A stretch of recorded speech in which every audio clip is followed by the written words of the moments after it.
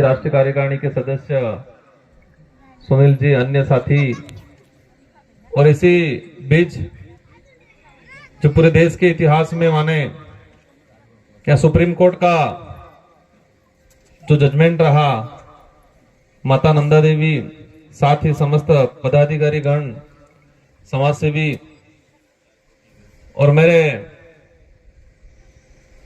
इस धरती के मूल मालिक आदिवासी समुदाय में भील समूह के वडील, माताएं, बहनें और साथ ही अन्य समूह से जो भी साथी आए हैं, आप सबको मेरी ओर से धन्यवाद।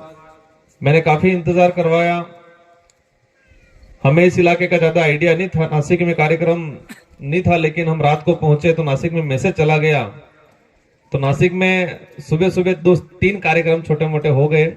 इसकी वजह से हम थोड़ा लेट भी हुए, फिर भी आप लोग ने इंतजार किया।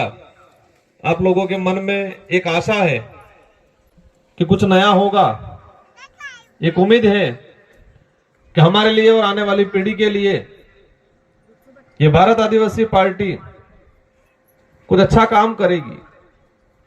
मैं आते आते सोच रहा था, हमें चांदवड़ के अंदर एकलव्य भील संगठन के कुछ पदाधिकारी मिले, इससे पहले कोकणी समाज के हमारे कुछ पदाधिकारी मिले, तो मैं सोचते हुए आ रहा था कि ये आदिवासी समुदाय देश का मूल मालिक है, लेकिन मालिक की स्थिति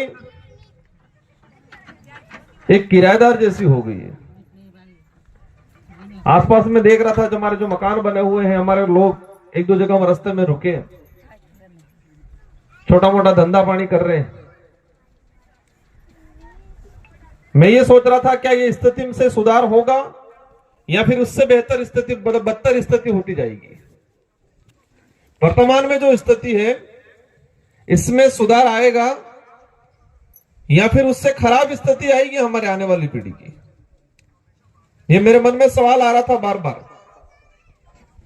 और मैंने ये भी सोचा कि हम देश के मूल मालिक हैं। हमारे पूर्वजों ने अंग्रेजों, मुगलों, राजा रजवाड़ों से जो लड़ाई लड़ी, और इस देश के अंदर अगर किसी का खून बहा है तो सबसे ज्यादा आदिवासी समुदाय का खून बहा है। इस देश को आजादी दिलाने में हमारे पूर्वजों ने लाखों बलिदान दिए, और इसके बाद ये देश आजाद हुआ। लेकिन आजादी के वक्त से जो हमारे तात्कालीन जो युवा माने जाए या बुजुर्ग माने जाए या बच्चे थे, और आजादी के नशे में इतने डूब गए, संभल ही नहीं पाए, और आजादी में क्या मिला वो समझ ही नहीं पाए, और धीरे धीरे स्थिति खराब होती गई। और आज हमारे भाई ने कहा था, जो भील प्रदेश की बात है वो आज या अभी की बात नहीं है। भारत आदिवासी पार्टी अकेली बात, अभी नई बात उठाई, नई मांग उठाई, वो नहीं है। ये हमारे पूर्वजों ने, और भील प्रदेश की मांग को लेके ही कई आंदोलन हुए। आपने मानगढ़ का आंदोलन सुना होगा, एक दिन में 1,500 आदिवासी मारे गए थे तुरंत, गोविंद गुरु के नेतृत्व में, और वो भी भील राज कायम करने की मांग कर रहे थे। उस भील प्रदेश के लिए ही एक दिन के अंदर 1,500 आदिवासी मारे गए, और आज उस लड़ाई को हम भूल गए, पार्टियों में बंट गए। मैं आ रहा था, हमारे कुछ बुजुर्ग साथी बैठे हुए थे उधर, विचार कर रहे होंगे ये पार्टी आई है, क्या हो रहा है। क्योंकि हमारे पुराने लोगों में एक मानसिकता बैठ गई है कि कांग्रेस है और भाजपा है, और हो सकता है इधर शिवसेना या फिर राष्ट्रीय कांग्रेस ये होगा। जो काम आजादी के बाद होना चाहिए था, जो खुद का नेतृत्व आजादी के बाद शुरू करना चाहिए था, वो आज हो रहा है।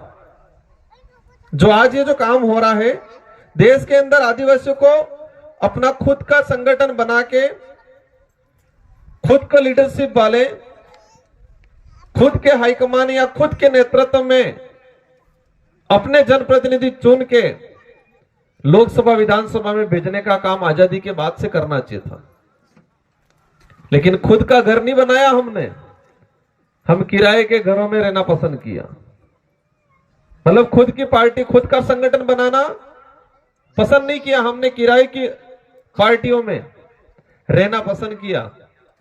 और वहां अगर किराए के घर में रहेंगे तो व्यवहार कैसा होगा? किराएदार जैसा ही होगा कि मालिक जैसा होगा? किराएदार जैसा ही।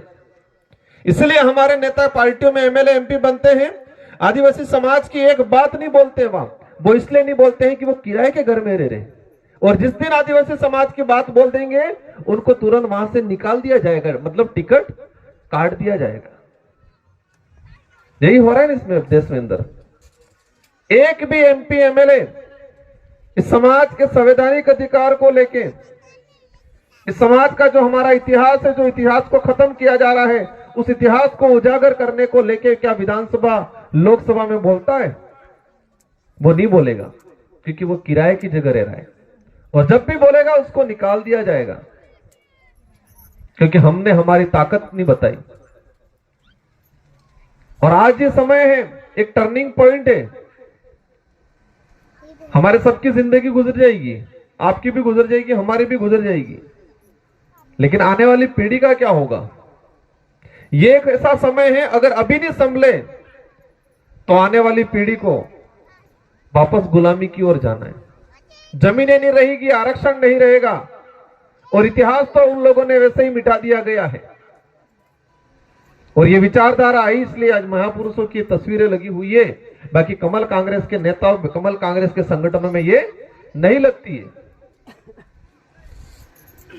आज जिस विचारधारा से मैं विधायक बन के आया, आज 84 की जनता ने मुझे दूसरी बार विधायक बनाया, और पिछले 5 साल के अंदर राजस्थान के अंदर एक समय था कि आदिवासियां भील कहने में शर्माते थे, और कई आदिवासी भील कह दिया था, किराए का या कहीं कुछ काम होता, कुछ सामान होता, वो मिलता नहीं था। बच्चे पढ़ने जाते थे वहां बाहर, कॉलेजों में एडमिशन ढंग से नहीं मिलता था, और मिलता था तो भी इसके साथ छुआछूत भेदभाव होता था। और कई सरकारी कार्यालय में जाते थे तो उनके साथ एक तरह का सौतेला व्यवहार किया जाता था। लेकिन ये विचारधारा आई और हम 2 विधायक चुन के गए, और 2 विधायक चुन के जाने के बाद समाज के इतिहास को राजस्थान की विधानसभा में रखा, हमारे समाज के संवैधानिक अधिकार को राजस्थान की विधानसभा में रखा, और जो हमारे समाज के आम लोगों का जो आत्मविश्वास मर गया था, स्वाभिमान मर गया था, उसको जगाया। तो जो 5 साल पहले भील कहने से शर्माता था, वो आदमी आज गर्व से कहता है कि मैं भील हूं। ये क्रांति आई, ये परिवर्तन आया।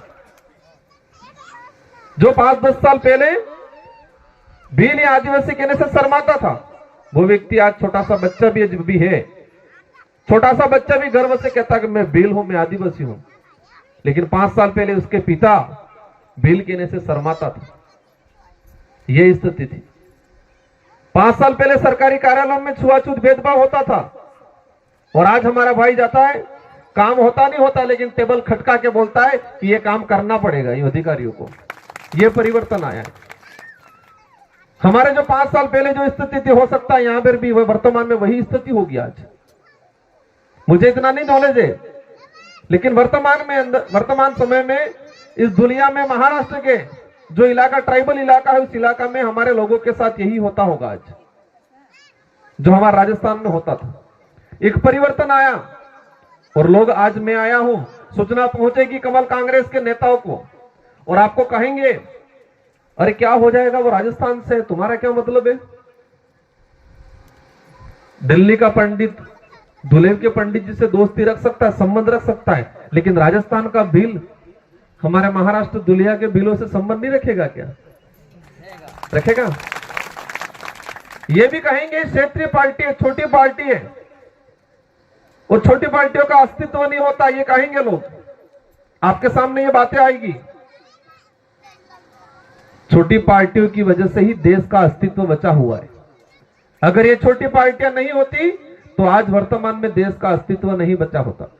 आप देश के इतिहास, आजादी के बाद के इतिहास को उठा के देखो, देश में जब भी एक तंत्री शासन बैठा है, एक तरफा बहुमत की सरकारें बनी है तो देश का पतन हुआ है, और देश के अंदर जब भी गठबंधन की सरकार बनी है तो देश का उद्धार हुआ है। आज यूपी की सरकार 2004 में बनी थी, मनमोहन जी प्रधानमंत्री बने, वो कांग्रेस एकमात्र के प्रधानमंत्री नहीं थे, गठबंधन की 18 पार्टियों ने समर्थन देके उनको प्रधानमंत्री बनाया। और जो देश के अंदर फॉरेस्ट राइट एक्ट जो आया, वन अधिकार अधिनियम आया, वो क्षेत्रीय पार्टियों ने मांग रखी थी। जो देश के अंदर खाद्य सुरक्षा अधिनियम आया, जो आज निःशुल्क गेहूं या जो यहाँ योजना चल रही होगी, देश के अंदर खाद्य सुरक्षा अधिनियम जो आया वो क्षेत्रीय पार्टी की मांग थी, कांग्रेस ने नहीं दिया हमको। सूचना का अधिकार अधिनियम वो क्षेत्रीय पार्टियों की वजह से आया, कांग्रेस की वजह से नहीं आया। देश के अंदर नरेगा कानून आया, रोजगार गारंटी अधिनियम आया 2005, वो क्षेत्रीय पार्टी की वजह से आया, कांग्रेस ने नहीं दिया।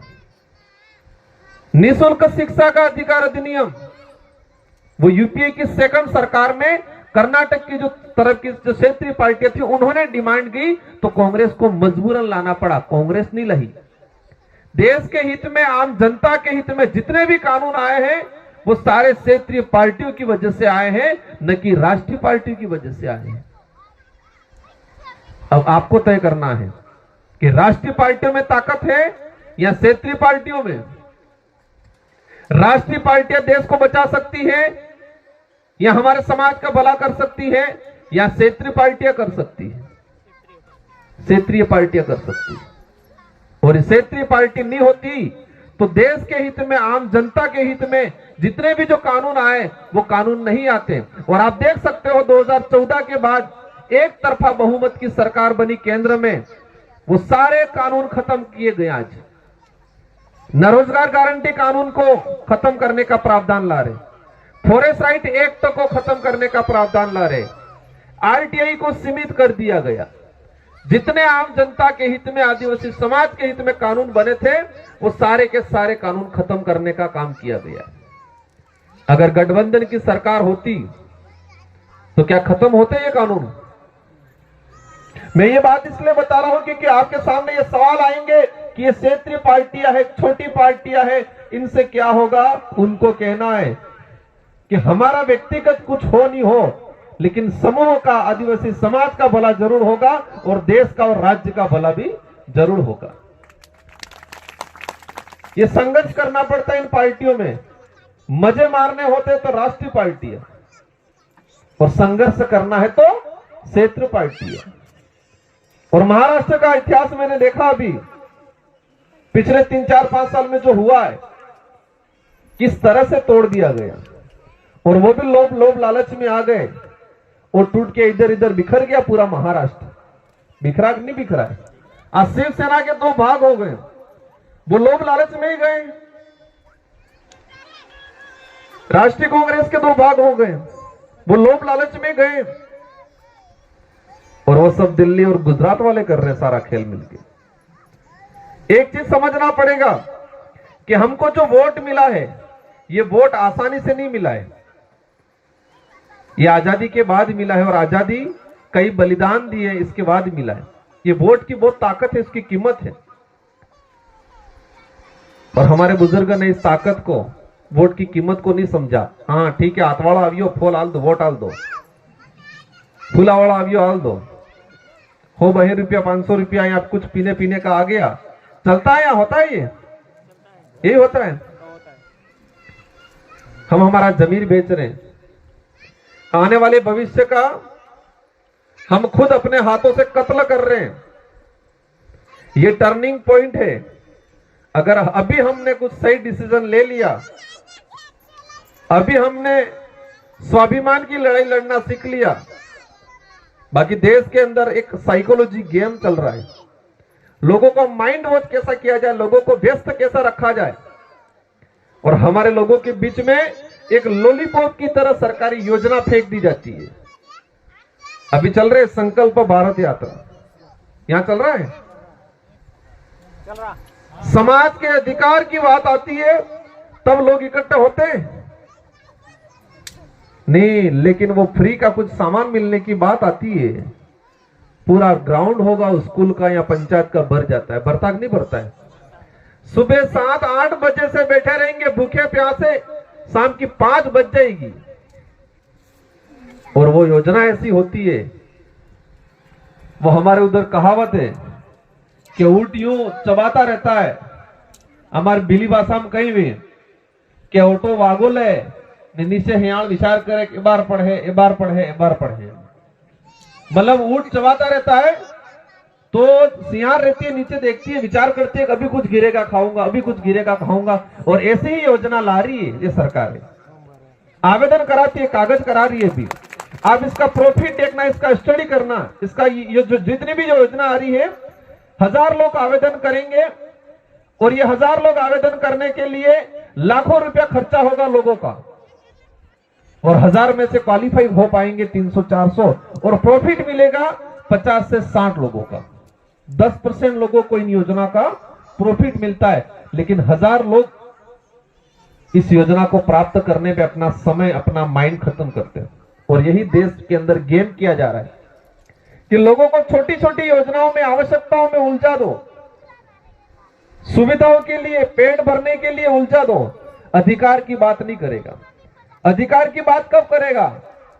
वो समझदार रहेगा, उसके पास समय होगा तो वो अधिकार की बात करेगा। उसको लालच दे दो योजना लॉलीपॉप की तरह, ताकि उसके पीछे ही भागता रहेगा। और वो विशेषकर हमारे समाज के लिए ज्यादा कर रहे हैं ये लोग। आवश्यकता की लड़ाई नहीं लड़नी है, अधिकार की लड़ाई लड़नी है, स्वाभिमान की लड़ाई लड़नी है। और हमारे पूर्वज स्वाभिमान के लिए जीते थे, पेट भरने के लिए जीते थे। कई बुजुर्ग बैठे हुए, उनको पता होगा कि हमारे पूर्वज पेट भरने के लिए जीते थे या स्वाभिमान के लिए जीते थे। हमारे पूर्वज पेट भरने के लिए लड़ाई लड़ते थे कि स्वाभिमान के लिए लड़ाई लड़ते थे। और आज हम क्या कर रहे हैं? स्वाभिमान के लिए लड़ रहे हैं कि पेट भरने के लिए? हकीकत तो यह है कि पेट भरने के लिए। स्वाभिमान हक भूल गए। आज मैं कई जगह कहता हूं कि हम हमारे पूर्वजों को अगड़